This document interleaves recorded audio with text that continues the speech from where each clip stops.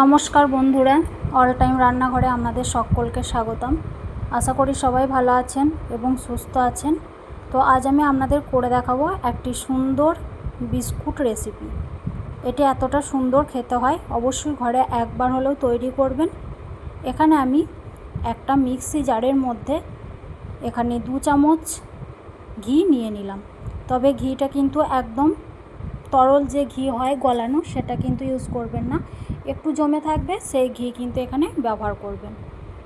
তারপর এখানে আমি পরিমাণ মতো চিনির গুঁড়ো দিয়ে দিলাম।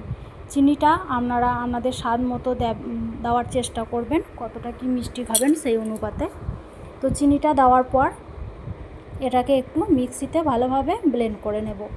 দেখতে পাচ্ছেন কতটা সুন্দরভাবে এখানে কিন্তু ব্লেন্ড করে নিয়েছি। এখানে কোনো রকম তেল বা কোনো রকম অন্য কিছু জল এখানে কিন্তু ব্যবহার করব না। তারপর একটা ডিম ভেঙে নিলাম একটা বাটির মধ্যে। তো ডিমের কুসুমটাকে আলাদা করে নেব আর সাদা অংশটা আলাদা করে নেব। কুসুমটা এখানে ব্যবহার করছি না, কুসুমটা পরে ব্যবহার করব।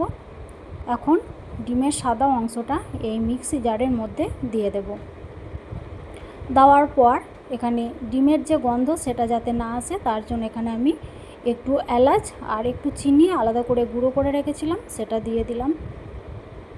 দেওয়ার পর এখানে আমি ব্যবহার করছি বেকিং সোডা। এখানে বেকিং সোডা দিয়ে দিলাম 1/2 চামচ মতো। তারপরে এখানে বেকিং পাউডার ব্যবহার করব। তবে বেকিং পাউডারটা খুব বুঝে শুনে ব্যবহার করবেন। এখানে আমি দেখিয়ে দিচ্ছি 2 চিমটির মতো বেকিং পাউডার কিন্তু ব্যবহার করছি। খুব খেয়াল রাখবেন যে বেকিং পাউডারটা 2 চিমটি বেশি কিন্তু দেবেন না, তাহলে কিন্তু বিস্কুটগুলো যখন বেক করবেন তখন কিন্তু বেশি করে ফেটে যাবে, তখন আর বিস্কুটের শেপ কিন্তু ভালোভাবে তৈরি হবে না।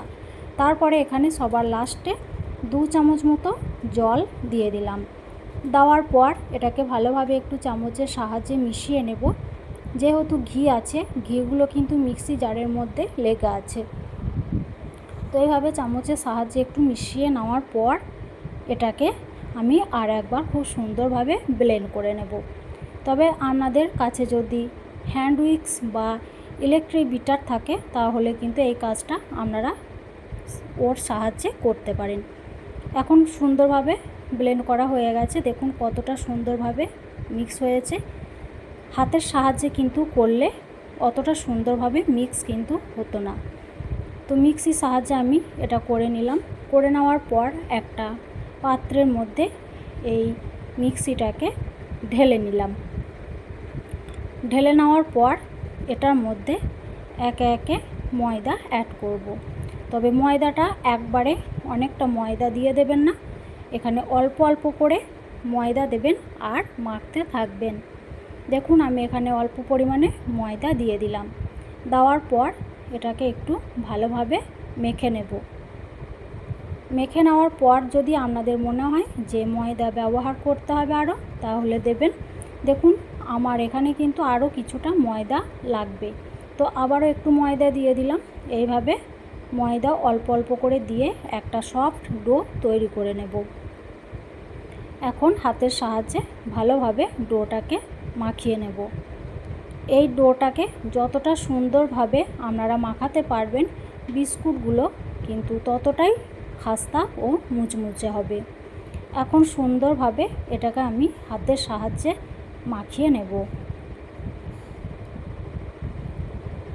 দেখুন বন্ধুরা, খুব সুন্দরভাবে কিন্তু এটাকে মাখতে হবে, একদম সফট একটা ডো যাতে তৈরি হয় সেদিকে কিন্তু খেয়াল রাখবেন। দেখুন আপনাদের ভেঙে দেখিয়ে দিচ্ছি ডোটা ভিতরটা কতটা সফট হয়েছে। এইভাবে ডোটাকে মেখে নেবেন। মাখার পর এটাকে 10 থেকে 15 মিনিটের জন্য একটু রেস্টে রেখে দেব।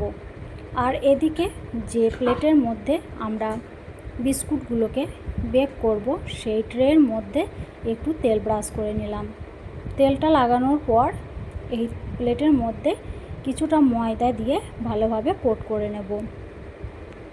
এইভাবে উপর থেকে ময়দা ছড়িয়ে নিলাম। সুন্দরভাবে ময়দাটা কিন্তু এই প্লেট বা ট্রের মধ্যে ছড়িয়ে নিতে হবে। ছড়িয়ে নেওয়ার পর এখন যে ডোটা রেডি রেখেছিলাম সেটা আবারও খুলে নিলাম ঢাকনাটা। তারপরে ডোটাকে আর একবার সুন্দরভাবে মেখে নেব।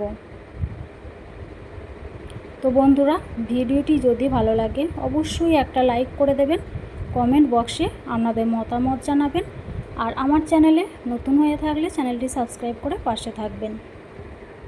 এখন একটা বোর্ডের ওপর একটা সাদা পেপার দিয়ে দিলাম। তারপরে যে ডোটা করে রেখেছিলাম ডোটা দিয়ে দিলাম। তার উপরে আবার একটা সাদা পেপার দিয়ে এইভাবে হালকা হাতে প্রেসার দিয়ে দিয়ে কিন্তু আমি একটা সুন্দরভাবে রুটি তৈরি করে নেব। দেখুন সুন্দরভাবে কিন্তু রুটিটা তৈরি হয়ে গেছে। দেখে বুঝতে পারছেন কতটা সুন্দরভাবে রুটিটা তৈরি হয়েছে। এখন আবারও আমি আর একবার এটাকে হালকা হাতে প্রেসার দিয়ে দিয়ে বেলে নিচ্ছি। এইভাবে আপনারা বাড়িতে অবশ্যই তৈরি করবেন। আর এখানে পেপার দিয়ে বেলা মানে হচ্ছে যতটা সুন্দর বা প্লেন হয় সেই জন্য কিন্তু এটাকে পেপার দিয়ে বেলে নেওয়ার চেষ্টা করবেন। দেখুন এরকম একটু মোটা রেখেছি আর এরকম ধরনের একটা রুটি তৈরি করে নিয়েছি। এখন এটাকে একটা ছুরির সাহায্যে এইভাবে আমি কেটে নিলাম।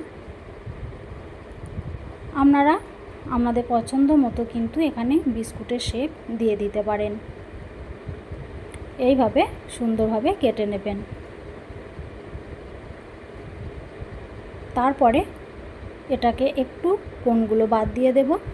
এই বাদ অংশটা আবারও পরে কিন্তু আমি একটা বিস্কুটের শেপ দিয়ে দেব। এইভাবে লম্বা করে করে আমি বিস্কুটগুলো শেপ দিয়ে দিচ্ছি। এখন যে ডিমের কুসুমটা রেখেছিলাম সেই কুসুমটা একটা চামচের সাহায্যে ভালোভাবে ফেটিয়ে নেব। ফেটানো হয়ে গেলে এটাকে একটা চামচের সাহায্যে এই বিস্কুটের ওপর লাগিয়ে দেব। তাতে খুব সুন্দর একটা কালার আসবে বিস্কুটগুলো, আর দেখতেও কিন্তু খুবই সুন্দর লাগবে। ভালোভাবে ডিমের কুসুমটাকে এই বিস্কুটের শেপের মধ্যে লাগিয়ে দিলাম।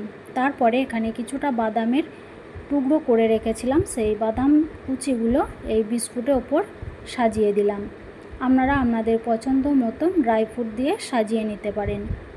এইভাবে বাদামগুলো ভালোভাবে সুন্দরভাবে দিয়ে সাজিয়ে নেব। তারপরে হাতের সাহায্যে একটু হালকা হাতে চাপ দিয়ে দিয়ে বিস্কুটের ওপর বসিয়ে নেব। এইভাবে সমস্তটাই দিয়ে নেব।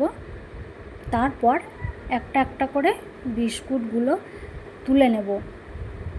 যদি হাতের সাহায্যে না ওঠে তাহলে ছুরির সাহায্যে কিন্তু প্রেসার দিয়ে দিয়ে তলা থেকে হালকা হাতে চাপ দিয়ে দিয়ে তুলে নেবেন। দেখুন আমি ছুরির সাহায্যে তুলে নিচ্ছি, যেহেতু কাগজ আছে তলাতে। এইভাবে সুন্দরভাবে কিন্তু তুলে নিতে হবে।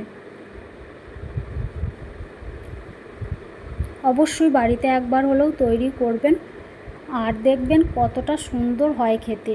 দোকানে থেকে কিন্তু কোনো অংশে কম না, এতটা খাস্তা হয় বিস্কুটগুলো আর এতটাই মুচমুচে হয়। এইভাবে সবগুলো তুলে একটা ট্রের মধ্যে আমি নিয়ে নিলাম। যে ট্রের মধ্যে বেক করব সেই ট্রের মধ্যেই কিন্তু বিস্কুটগুলোকে নিয়ে নিলাম। দেখুন সব বিস্কুটগুলো কিন্তু এখানে আমার রেডি হয়ে গেছে। এখন একটা কড়া গ্যাসের মধ্যে বসিয়ে দিলাম। কড়ার উপরে আমি বিস্কুটের ট্রেটা দিয়ে এটাকে হাই হিটে 5 মিনিটকার জন্য রেখেছিলাম। তারপর 5 মিনিট পর একদম লো আঁচে 15 মিনিট বেক করে নিয়েছি। বেক করার পর আপনাদের দেখাচ্ছি কতটা সুন্দরভাবে ফুলে গেছে বিস্কুটগুলো আর কতটা সুন্দরভাবে বেক হয়ে গেছে। একটা বিস্কুটও কিন্তু পুড়ে যায়নি। তারপর এই পিঠটা কালার আসার জন্য আবার একবার উল্টিয়ে দিলাম। উল্টে দেওয়ার পর আবারও 5 মিনিট হাই আঁচে এটাকে বেক করে নেব। 5 মিনিট পর ফিরে আসছি। দেখুন কতটা সুন্দর কালার চলে এসছে বিস্কুটগুলো আর একদম পারফেক্টলিভাবে তৈরি হয়ে গেছে। তো এটাকে এখন আমি ঠান্ডা করে নেব, তারপর আমাদের সামনে পরিবেশন করে দেখাবো কতটা সুন্দর হয়েছে বিস্কুটগুলো। এইভাবে একবার হলেও তৈরি করবেন, দেখবেন খুবই সুন্দর হয়। এখন বিস্কুটগুলো ঠান্ডা হয়ে গেছে পুরোপুরিভাবে। আপনাদের একটা প্লেটের মধ্যে সার্ভ করে দেখিয়ে দিচ্ছি বিস্কুটগুলো কতটা সুন্দর দেখতে, আর খেতেও কিন্তু খুবই সুন্দর হয়। আর বিস্কুটগুলো এতটা খাস্তা আর এতটাই মুচমুচে হয়। দেখুন বিস্কুটগুলো আপনাদের একটা ভেঙে দেখিয়ে দিচ্ছি কতটা সুন্দর হয়েছে বিস্কুটগুলো ভিতরটা। এই দেখুন ভিতরটা কতটা সুন্দর। আজ এই পর্যন্ত বন্ধুরা, ভালো থাকবেন, সুস্থ থাকবেন।